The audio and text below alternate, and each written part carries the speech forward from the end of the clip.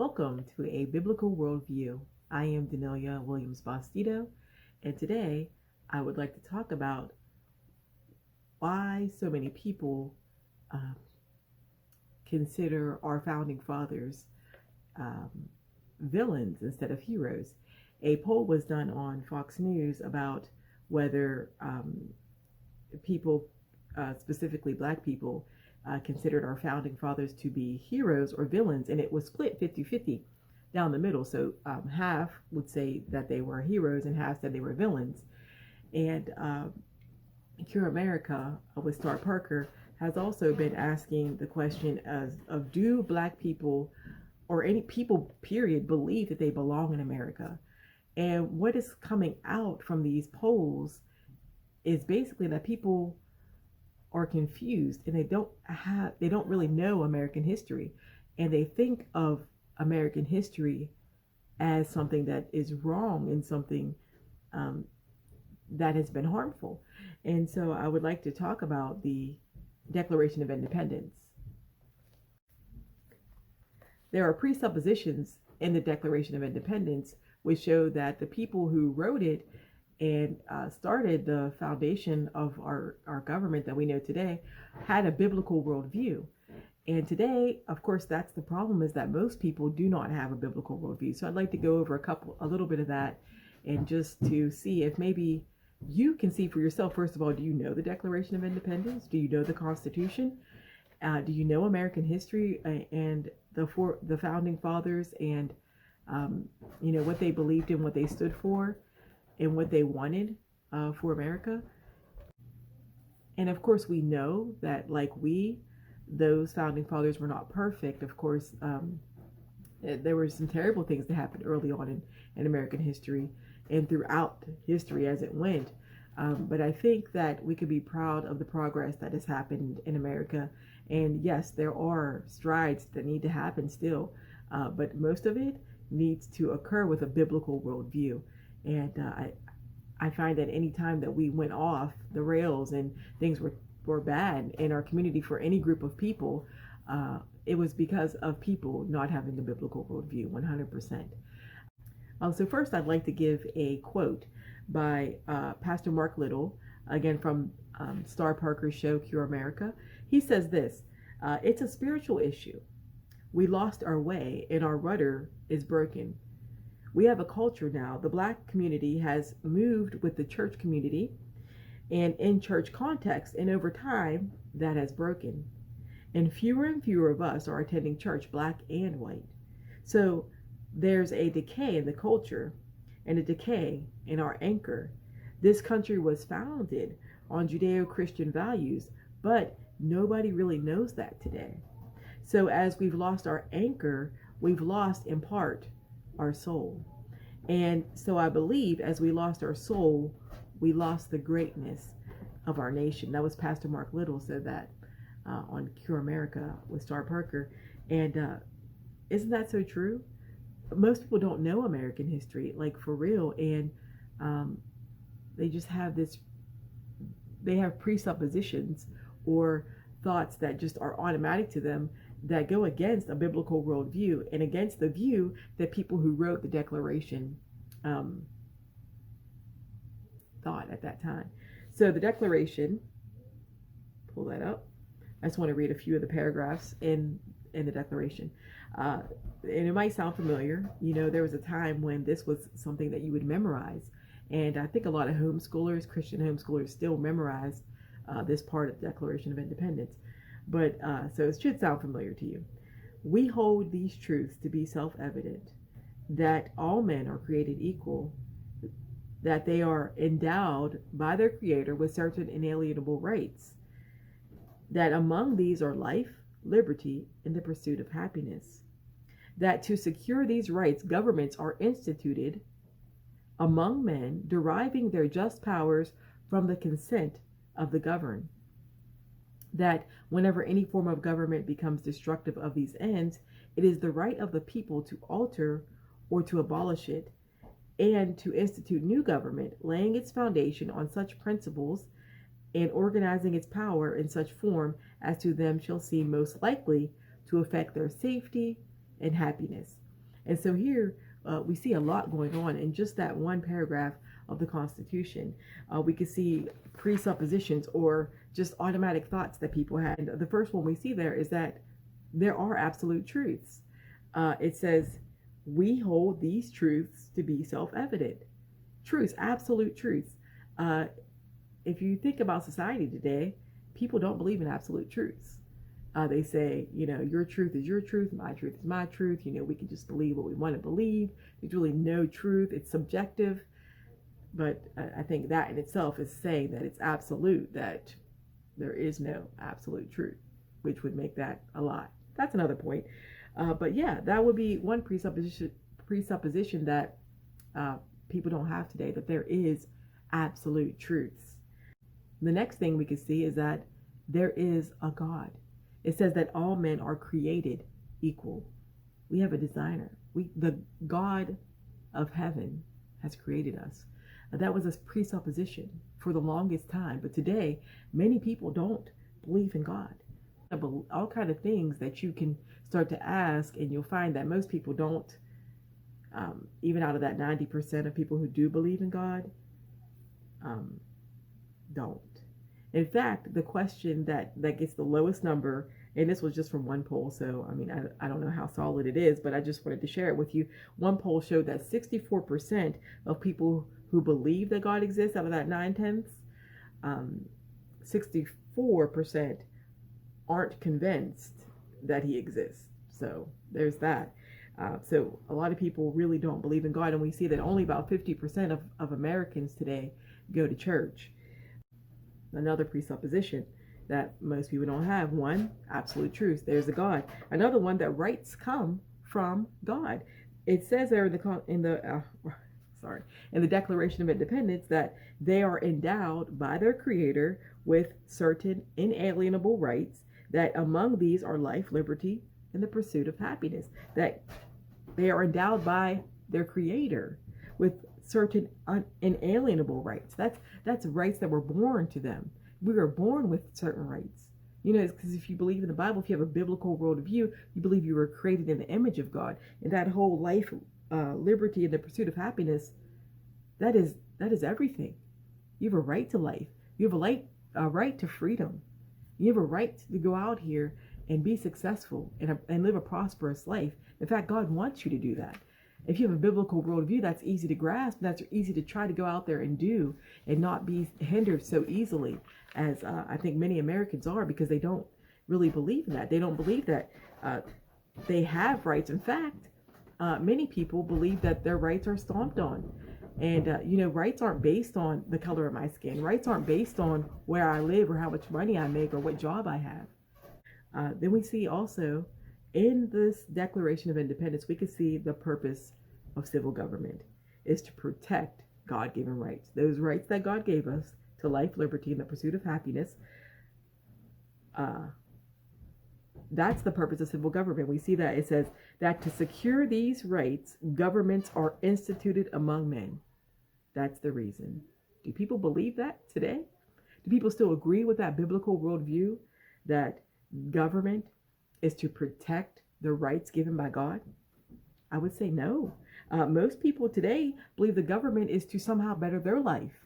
It's put here for them to prosper, But the truth is, that's not up to the government. If you want to prosper, you have that God-given abilities and talents and purpose in life to go out and do it. It's up to you to be prosperous in this life. And that's the biblical worldview in it. The government is just to protect the rights that you have, that someone else can't come and take your life and take your freedom and take away those things that you're building for the pursuit of happiness, your property and things like that. That we also see that government it comes from the people. All civil government is derived through the consent of the people, deriving their just powers from the consent of the government. Governments are not put into place without the people. That's a republic. That's the system of government that we have in America, where we, the people, can vote others in.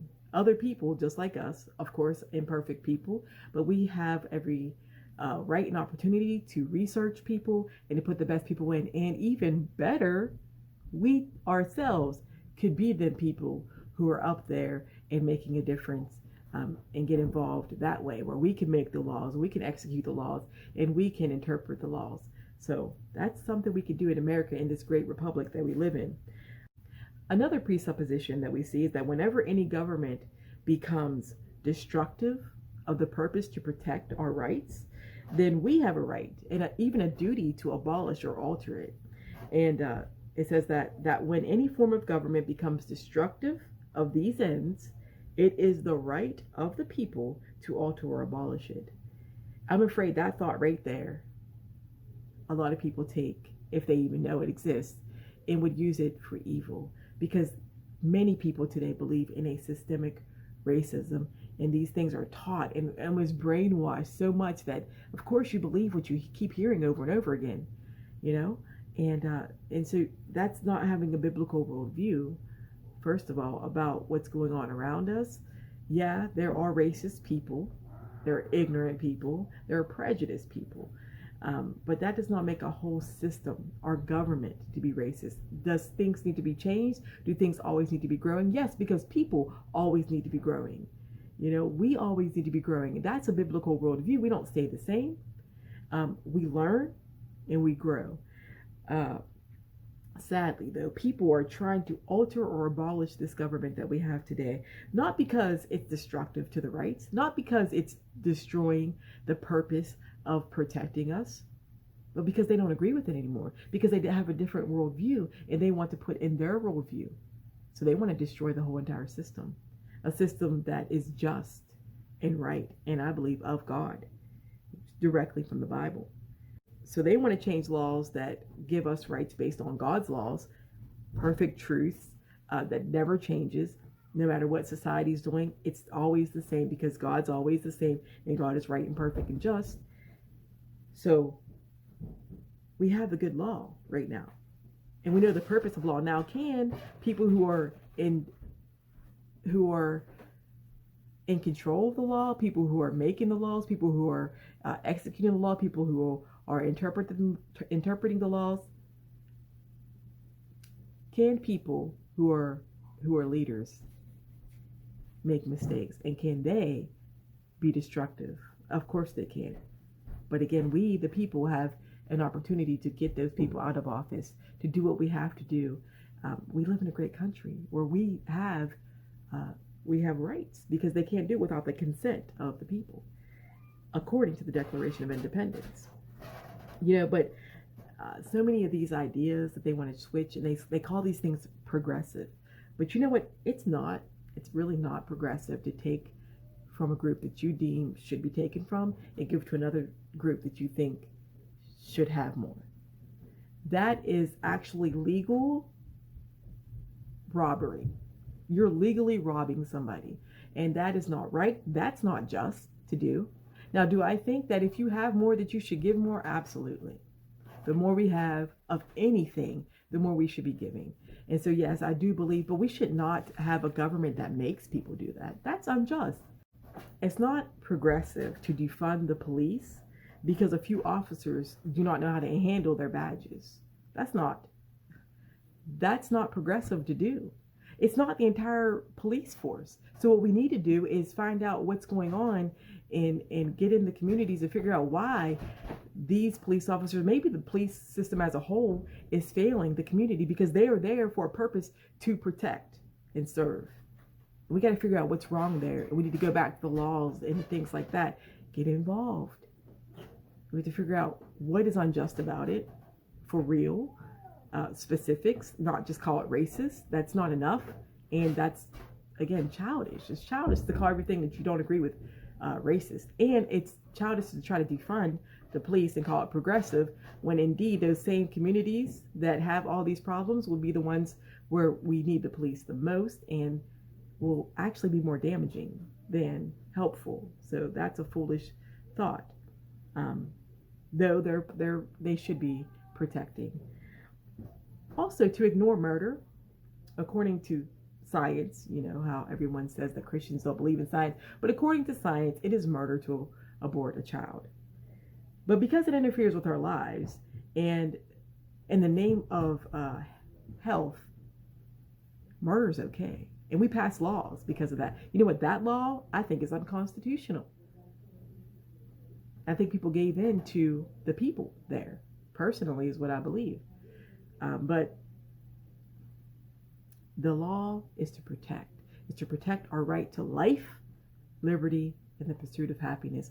God-given rights to every person, no matter what you look like, no matter where you're from, no matter how much money you have, no matter if you vote or not, even. And sometimes we do have problems with those who are in charge, but we can do something about that. We really can. This is not a new problem for leaders and for us, for the law to not be doing what it's supposed to do. This has happened. I mean, they're in the Bible. We see a lot of principles where it tells a king not to take bribes and things like that, because you know what? People can be corrupt. We are human. And unfortunately, what will even happen is those people who have been hurt and who have been a victim of someone else in power, and then they get in power, instead of them doing good with it, they also use the law for their benefit. And the law is not to be for anybody's benefit. It's to protect everyone as a whole, their life, liberty, and pursuit of happiness, property, and things that we've gained in life. That's what the law is for. That's what our Constitution is for. That's why we have a great country. Granted, yes, some things have failed us over the years, and but you know what? The problem is not the system. The problem is the people. The problem is the hearts of the people. And so every individual person has a right and an opportunity to be something in their community. And it has to come back to a biblical worldview. Leaders have to have a biblical worldview to see people as something worthy to protect. That cycle cannot be broken without a biblical understanding, knowing that people are created by God and created for God. And every life has purpose, every life has meaning, every life is valuable. And even what we do with our lives is valuable. Also, in this type of government, we all can succeed. It does take hard work. And some even more than others, and you can call that unfair, but it's still an opportunity. It's still an ability to grow. The question is, do we find it worth it or not? Would you say that you have the same presuppositions as these that are written in the Declaration of Independence? Would you say that our founding fathers were heroes or villains? Would you say that you belong in America? I hope that you will have a biblical worldview and that you will see the purpose of our government, and the opportunity and privilege that we have in the midst of it. Do your research. Learn. Every day is a good day for learning. May you be blessed with truth today.